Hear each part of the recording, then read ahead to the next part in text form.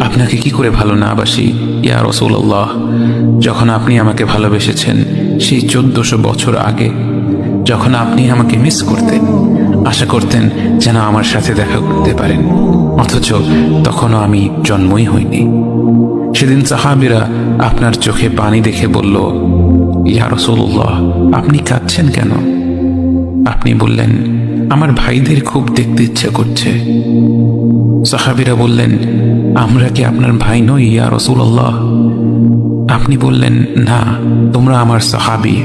আমার ভাই হলো তারা যারা আমার পরে আসবে এবং আমাকে কখনো না দেখেও তারা আমাকে বিশ্বাস করবে।